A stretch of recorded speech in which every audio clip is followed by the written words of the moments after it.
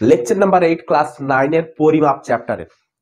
তো যেভাবে তোমাদের একটা চ্যাপ্টারকে যেভাবে কমপ্লিট করা হয় সেইভাবে আমি কমপ্লিট করছি। প্রত্যেকটা লেকচারকে সিরিয়ালি আমি সাজিয়েছি এবং ফাইনালি আমি এই পরিমাপ চ্যাপ্টার থেকে যে সকল অঙ্কগুলো এসে থাকে, যেমন টাইপের অঙ্কগুলো এসে থাকে, সেই অঙ্কগুলোকে আমি কি করেছি, জাস্ট খালি সিকোয়েন্সে তুলে ধরেছি। তো আজকে আমরা শুরু করতে চলেছি ক্লাস 9 এর পরিমাপের যে সকল অঙ্কগুলো আমরা স্কুল লেভেলে দেখব। তো ফার্স্ট কোশ্চেন নাম্বার 1, তার অ্যান্সার যদি আমরা দেখি, আমরা অ্যান্সারটাকে এইখানটায় কভার করব। যত অ্যান্সার আছে সব অ্যান্সারগুলোকে এইখানটায় কভার করব, দিয়ে আমি রাফ করে দেবো, আবার প্লেন এইখানটায় লিখতে থাকবে। কটা কোশ্চেন রয়েছে? 6টা কোশ্চেন রয়েছে, তোমরা দেখতেই পাচ্ছ। তো ফার্স্ট কোশ্চেনকে লক্ষ্য করো যে একখণ্ড লোহার আয়তন 250 সিসি এবং ভর 2 কেজি হলে এর ঘনত্ব কত? তো আমাকে ঘনত্ব বার করতে বলেছে। তো ঘনত্ব যদি আমাকে বার করতে হয়, দুটো রাশির প্রয়োজন, একটা হচ্ছে ভর আর একটা হচ্ছে আয়তন। কেন এই দুটো রাশির আমার প্রয়োজন? এই দুটো রাশি যদি দেওয়া থাকে তবেই কি আমি ঘনত্ব বার করতে পারবো, কারণ ঘনত্ব ফর্মুলা কি হচ্ছে ভর বাই আয়তন। তাহলে ঘনত্ব বার করতে গেলে ভর আর আয়তন প্রয়োজন এবং ভরকে আয়তন দ্বারা ভাগ করতে হবে। তো ভর দেওয়া আছে কত? 2 কেজি, তো লিখে দিলাম ভর হচ্ছে 2 কেজি। আয়তন দেওয়া আছে 250 সিসি, আয়তন দেওয়া আছে 250 সিসি। আচ্ছা সিসি মানে আমরা বুঝি 250 কিউবিক সেন্টিমিটার, মানে সেন্টিমিটার কিউব। তাহলে আয়তন আমার কোন এককে রয়েছে? 250 সেন্টিমিটার কিউব, এটা হচ্ছে সিজিএস এককে রয়েছে। আর ভর কোন এককে রয়েছে? কেজি, ভরের এসআই একক। তো একে আমাকে কিসে কনভার্ট করে নিতে হবে? গ্রামে কনভার্ট করে নিতে হবে। তাহলে কত পেলাম? 2000 গ্রাম। তো ঘনত্ব সমান কি হয়ে থাকে? ঘনত্ব সমান ভর বাই আয়তন। তাহলে ভর হচ্ছে কত? তার 2000 এত গ্রাম। আয়তন হচ্ছে কত? 250 সেন্টিমিটার কিউব। তো ওতে আমরা কাটাকাটি করবো, 0 5 5 25, 5 4 20, 0 5 8 40। তাহলে কত পেলাম? 8 গ্রাম পার সেন্টিমিটার কিউব। তাহলে এটাই হলো ওই বস্তুটার ঘনত্ব। নেক্সট কোশ্চেন নাম্বার 2, তোমরা কোশ্চেনটাকে পড়ো, ততক্ষণ আমি এটাকে রাফ করে দিই। কোশ্চেনটাকে পড়ো। বলেছে একটি ধাতব চোঙের ব্যাস 14 সেন্টিমিটার ও উচ্চতা 20 সেন্টিমিটার হলে চোঙটির আয়তন কত এবং চোঙে কত আয়তনের জল ধরবে? তো কোশ্চেন নাম্বার 2টাকে তোমরা কমপ্লিট করো, আমি এটাকে রাফ করে দিই ততক্ষণে, নিজেরা চেষ্টা করো। তো জানা না থাকে, ফর্মুলা যদি জানা না থাকে তাহলে আমি ফর্মুলা এখানটায় হেল্প করে দেবো। চোঙ কেমন দেখতে হয়ে থাকে? চোঙ কেমন দেখতে হয়ে থাকে? কোশ্চেন নাম্বার 2 এর অ্যান্সার। চোঙ কেমন দেখতে? চোঙ এরকম দেখতে হয়ে থাকে না?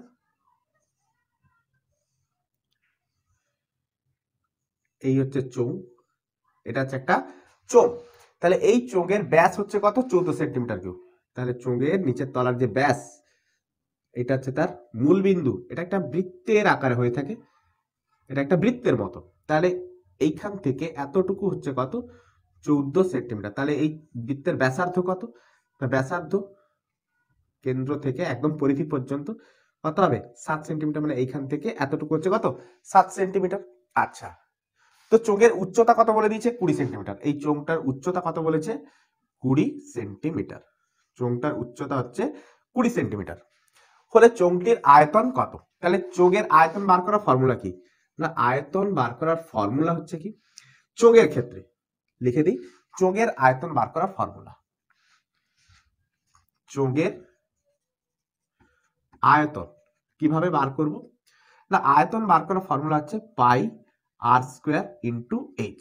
তাহলে পাই আর স্কোয়ারটা হচ্ছে কি?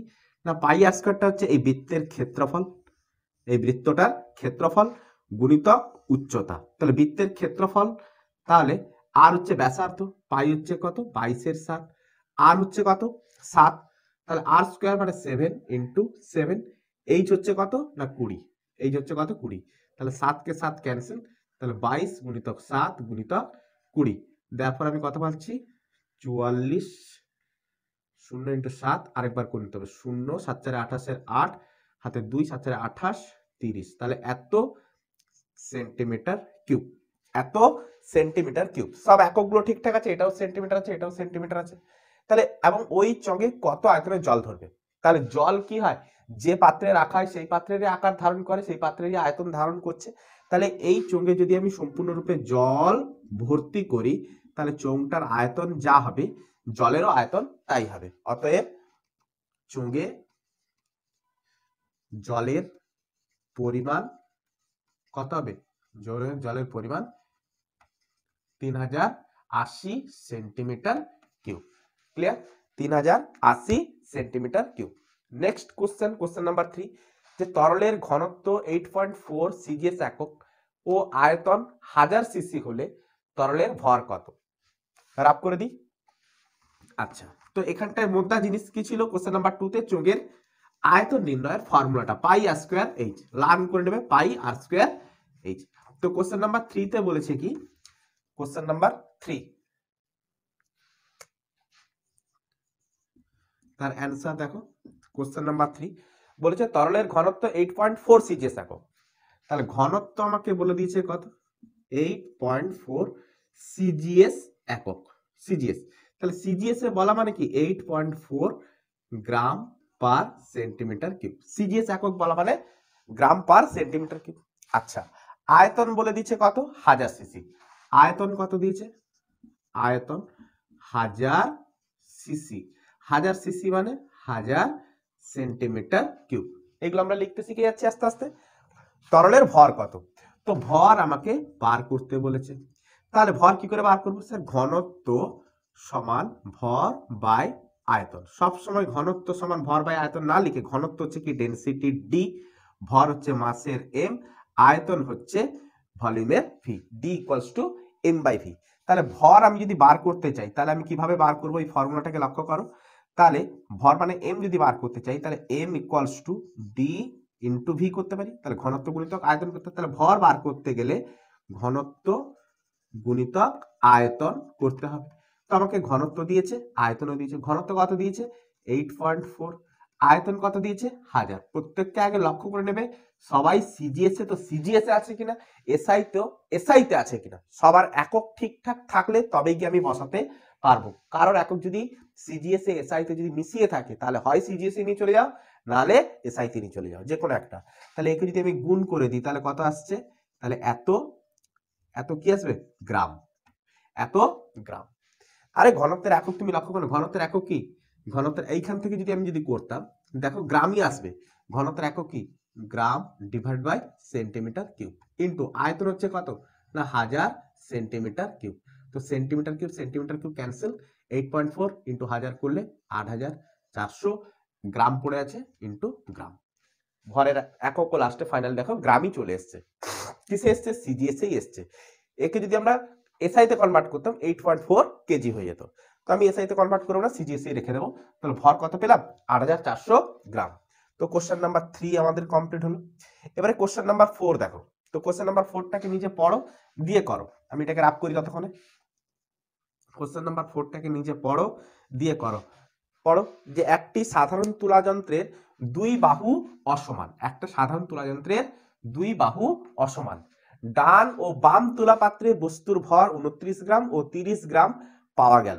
বাম পাত্রে একবার বস্তুকে রেখে পরিমাপ করলাম, 29 গ্রাম পেলাম। ডান পাত্রে একবার বস্তুকে রাখলাম, পেলাম 30 গ্রাম পেলাম। তাহলে বস্তুর প্রকৃত ভর কত? তাহলে এইরকম আলাদা ভর পরিমাপ করছে কেন ওই তুলা যন্ত্রটা? কারণ ওই দুই বাহু অসমান। তাহলে তুলা যন্ত্রের কোশ্চেন নাম্বার 4 এর কন্ডিশন হচ্ছে কি, যে তুলা যন্ত্রের দুই বাহু কেমন না অসমান। তাহলে দুই বাহু যদি অসমান হয় তো প্রকৃত ভর নির্ণয় কিভাবে করবে না? প্রকৃত ভর নির্ণয় করতে গেলে দুটো আলাদা আলাদা তুলা পাত্রে যে দুটো ভর আমি পেলাম, তাহলে দুটো আলাদা আলাদা পাত্রে একটাতে 29 গ্রাম একটাতে 30 গ্রাম, তো আলাদা আলাদা পাত্রে যে আমি ভর দুটো পেয়েছি সেই ভর দুটোকে আমি গুণ করব, দিয়ে রুট করে দেবো। তাহলে রুট আন্ডার 29 গুণিতক 30, দুটো আলাদা আলাদা পাত্রের ভরকে আমি কি করেছি? গুণ করেছি, দিয়ে তাদের রুট করে দিয়েছি। তাহলে এইটাকে সমাধান করলে যে ভ্যালুটা বেরিয়ে আসবে সেটাই হচ্ছে প্রকৃত ভর। ক্লিয়ার হচ্ছে? যখন বাহু দুটো অসমান থাকবে, তুলা পাত্রে বাহু দুটো অসমান থাকবে। কোশ্চেন নাম্বার 4 গেল। 5 দেখো, একটি সাধারণ তুলা যন্ত্রের দুই তুলা পাত্রের ভর আলাদা, একবার বাহু আলাদা ছিল, একবার তুলা যন্ত্রের বাহু তুলা দণ্ডটার বাহু আলাদা ছিল। এবার তুলা পাত্র, তাহলে তুলা দণ্ড থেকে যে পাত্র দুটো ঝুলতে থাকে নিচের দিকে সেই পাত্র দুটোর ভর এবারে আলাদা আছে, বাহু দুটো এবারে সমান আছে, পাত্র দুটোর ভর আলাদা আছে। তাহলে পাত্রের ভর আলাদা হলে আলাদা, এর ফলে বাম ও ডান তুলা পাত্রে বস্তুর ভর যথাক্রমে 20 গ্রাম ও 20.5 গ্রাম পাওয়া গেল। তাহলে বস্তুর প্রকৃত ভর, তাহলে তুলা পাত্র দুটো যদি ভর আলাদা হয় তো কোশ্চেন নাম্বার 5 তার অ্যান্সার দেখো কি করতে চলেছি। এবারে আমাকে কি বলেছে, তুলা যন্ত্রের তুলা পাত্রের ভর কি আলাদা, আগে বাহু আলাদা ছিল, এখন তুলা পাত্র ভর আলাদা। তাহলে বাহু আলাদা, এখানে বাহু আলাদা ছিল, তুলা পাত্রের ভর দুটো সমান ছিল, এখানে তুলা পাত্রের ভর আলাদা, বাহু দুটোর সমান রয়েছে। তাহলে দুটো কেস আমরা কি দেখতে পাচ্ছি, আলাদা আলাদা দেখতে পাচ্ছি। তাহলে তুলা পাত্রের ভর যখন আলাদা হবে তখন প্রকৃত ভর, ওই বস্তুর প্রকৃত ভর আমি কি করব, বস্তু, এটা কার পরিমাপ করতে চলেছি, ওই বস্তুর প্রকৃত ভর। কিভাবে পরিমাপ করব না, দুই তুলা পাত্রে যে দুটো ভর আমি পেয়েছি, একটা 20 গ্রাম, একটা 20.5 গ্রাম, এদের আমরা কি করব, গড় করে নেব। তাহলে দুটো তুলা গড় করা মানে কি, একটা 20 গ্রাম আর একটা হচ্ছে 20.5 গ্রাম, দুটো ভর দুটো তুলা পাত্রে বাই 2, দুটো তুলা, একটা বাম একটা ডান, তো দুটো তুলা পাত্র রয়েছিল, তাহলে দুটো তুলা পাত্রে যে দুটো ভর পেয়েছি তাদের আমি কি করে নিয়েছি, জাস্ট খালি গড় করে নিয়েছি। যখন বাহু অসমান ছিল তখন গুণ করে তাকে রুট করে দিয়েছিলাম, আর তুলা পাত্র দুটো যখন ভর আলাদা তখন দুটো ভরের সমষ্টি করে বাই 2 করে দিয়েছি। ক্লিয়ার হয়েছে? তাহলে কোশ্চেন নাম্বার 5 দুটো কোশ্চেনকে পাশাপাশি রেখেছি, খুবই ভালো কোশ্চেন, তোমরা এই দুটো কোশ্চেনকে অবশ্যই লার্ন করবে। ক্লিয়ার হয়েছে? একদম 2-3 বার এই কোশ্চেনটাকে কষবে, নিজেরা করবে, দিলে দেখবে হয়ে গেছে। আরে একে সিম্পলি সমাধান করে নেবে। তাহলে এটা আমরা কত পাবো, 40.5 বাই 2, একে আমরা জাস্ট খালি সমাধান করলে অ্যান্সার বেরিয়ে যাবে। ক্লিয়ার? এবার আসছে কোশ্চেন নাম্বার 6, রাফ করে দিই দুটো কোশ্চেনকে রাফ করে দিই। তো কোশ্চেন নাম্বার 6, তো কোশ্চেন নাম্বার 6 পড়ো, খুব ভালো question. Question number 6, question number 6 কি বলেছে, যে 400টি কাগজের একটি খাতার বেত, একটা খাতা রয়েছে, সেই খাতাতে কটা পেজ রয়েছে, 400টি। তো বেত হচ্ছে কত, ওই 400টা পেজ থাকার ফলে পুরো মোটা খাতাটা যে তার বেত হচ্ছে 3 সেন্টিমিটার। ক্লিয়ার? প্রতিটি কাগজের বেত কত, তাহলে এক একটা পৃষ্ঠার বেত কত হবে, মাইক্রন এককে প্রকাশ করতে বলেছে। তো আমরা কিভাবে বার করব, যে প্রতিটি কাগজের বেত আমরা কিভাবে বার করব, এর অ্যান্সার দেখি। তাহলে প্রতিটি কাগজের বেত কিভাবে বার করা হয় না, মোট পৃষ্ঠা, তাহলে 400টা পৃষ্ঠা যদি 3 সেন্টিমিটার হয়ে থাকে, তাহলে 400টি পৃষ্ঠা বেত কত না 3 সেন্টিমিটার, তাহলে একটা পৃষ্ঠার বেত কত হবে, 3/400। তাহলে আমরা প্রতিটা কাগজের বেত আমরা কি করে পাবো, যে বেতটা আছে তাকে 400 দিয়ে আমরা কি করব, ভাগ করে দেব। ইউনিটরি ম্যাট্রিক্স ঐকিক নিয়ম করলেও যে ফর্মুলা আছে সেটাই আমরা কাজে লাগিয়ে দিচ্ছি। তাহলে এত কি আসবে, এত সেন্টিমিটার। তাহলে একে আমি ভাগ করলাম, ক্যালকুলেটরের হেল্প নিচ্ছি একটু। ক্যালকুলেটর কোথায় গেল, ক্যালকুলেটরটা কোথায় গেল, পেয়েছি। তাহলে ক্যালকুলেটরটা নিয়েছি 3/400, 3 ভাজিত 400, তো 7.5 ইন্টু 10⁻³ কত আসছে, 7.5 ইন্টু 10⁻³ এত কি আসছে, সেন্টিমিটার। আচ্ছা একে যদি আমি মিলিমিটারে কনভার্ট করতাম, সেন্টিমিটার মিলিমিটার, তাহলে আমি কি করতাম, ইন্টু 10, 10 দিয়ে আমি গুণ করে দিতাম, তাহলে 10 দিয়ে গুণ করলে কি আসবে, 7.5 ইন্টু 10⁻² আসবে। তার মানে একে সুন্দর 10⁻² মানে কি, বাই 100, আরে 7.5 ডিভাইড বাই কি 100, তাহলে এত কি পেয়েছি, মিলিমিটার পেয়েছি। আরে এত দূরে যাওয়ার আমার কোনো প্রয়োজন ছিল না, তো আমি নিয়েও যাচ্ছি, তাহলে এত মিলিমিটার পেয়েছি। তো 7.5 বাই 100 ইন্টু, আমাকে কোথায় যেতে হবে, মাইক্রন এককে যেতে হবে। তাহলে দেখো 1 মিলিমিটার সমান, 1 মিলিমিটার সমান কত মাইক্রন হয়ে থাকে, 1000 মাইক্রন। তাহলে মাইক্রন এককে যদি নিয়ে যাওয়া হয় তাহলে 10⁻³ 10⁻³ ক্লিয়ার হচ্ছে। তাহলে একে আমাকে কি করতে হবে, 10⁻³ দিয়ে গুণ করে দিতে হবে। তো 10⁻³ দিয়ে গুণ করলে আমরা কি পেয়ে যাবো, মাইক্রন এককে পেয়ে যাবো। মাইক্রন লিখে দেবো, এত মাইক্রন। একে আমরা গুণ করলেও করতে পারি 7.5 ইন্টু 10⁻⁵। এটা উপরে গেলে 10⁻², -2 আর -3 -5, তাহলে 7.5 ইন্টু 10⁻⁵, তাহলে এত মাইক্রন। তাহলে মাইক্রন এককে আমরা কনভার্ট করতে পারলাম। ক্লিয়ার হচ্ছে। তো পরিমাপ চ্যাপ্টার থেকে এই হচ্ছে আমাদের বেস্ট অফ বেস্ট 6টা কোশ্চেন। এই 6টা কোশ্চেনকে তোমরা অবশ্যই প্র্যাকটিস করবে, লার্ন করবে নিজেরা। এর থেকে ডিফারেন্ট সংখ্যা বানিয়ে, এই যে 250 আছে এখানে 300 বসালে, 2 কেজির জায়গায় 4 কেজি বসালে, এরকম করে তোমরা অঙ্ক প্র্যাকটিস করতে পারো। আই হোপ তোমাদের এর সম্পর্কিত যা অঙ্ক আছে সব অঙ্কগুলোকে ক্লিয়ার করতে পারলাম। ভালোভাবে মন দিয়ে পড়াশোনা করবে। Good afternoon.